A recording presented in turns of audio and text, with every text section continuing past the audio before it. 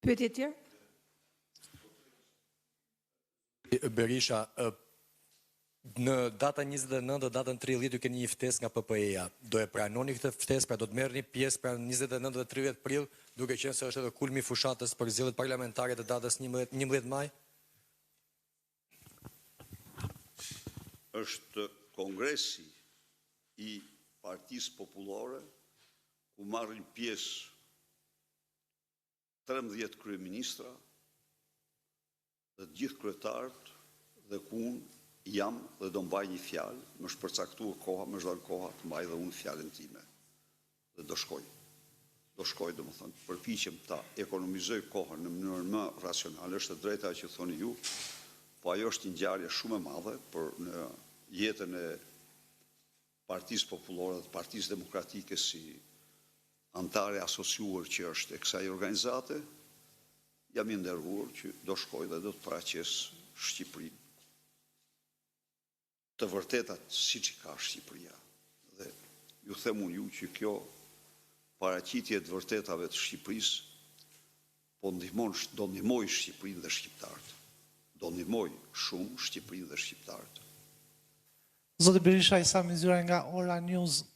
Bufin që keni marrë sot në tavolin, a është një strategji për t'ja djegur zotit Rama të gjithë komunikimin publik dhe më tani, pasi ka prej muaj që del e përdor bufin, ka marrë dhe zoti Rama buf në zyrën e kryeministrit. Pra a ishte kjo qëllimi i kësaj lëvizje tuaj në sot?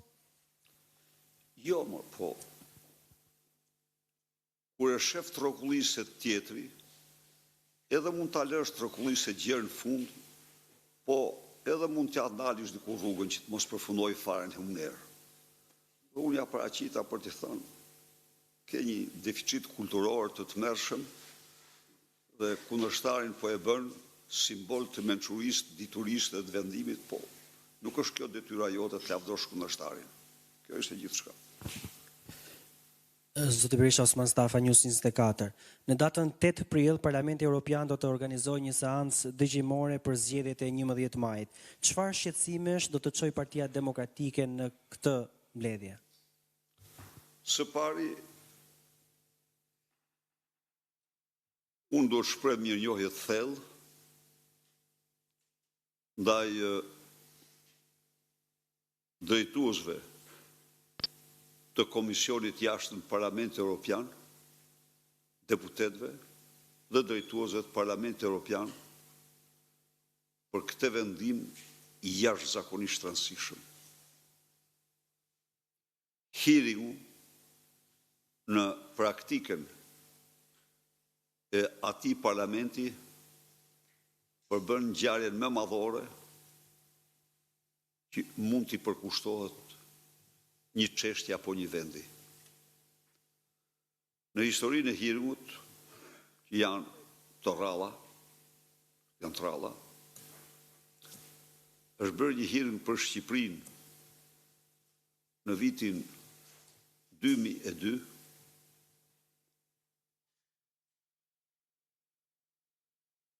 hearingu i parë është bërë për Ahmet Masudin, komandantin legjendar të Afganistanit, i dyti për Sali Berishën, dhe ky i treti po bëhet po për zgjedhjet. Atëherë për zgjedhjet, i dyti për zgjedhjet dhe i treti për zgjedhjet. Një nder shumë të veçantë, një mirënjohje shumë të veçantë të atyre që kanë rënë dakord. Sigurisht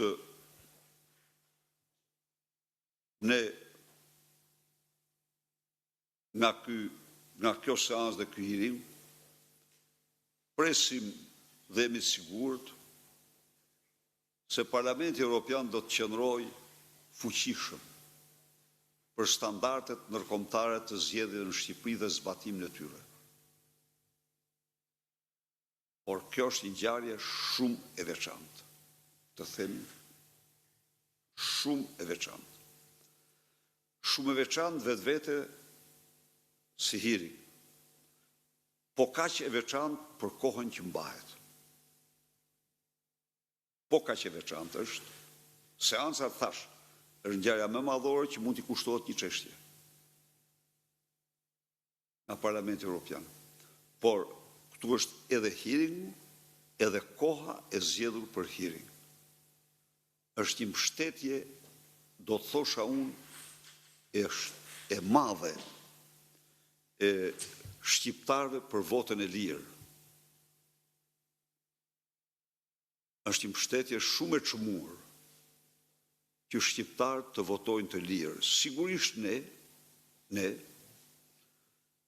informojmë parlamentarët për të gjitha zhvillimet antiligjore, për gjitha shkeljet e të mërshme madhore që ndodhin këtu me kodin zgjedhor. Për të gjithë aktivizimin e bandave,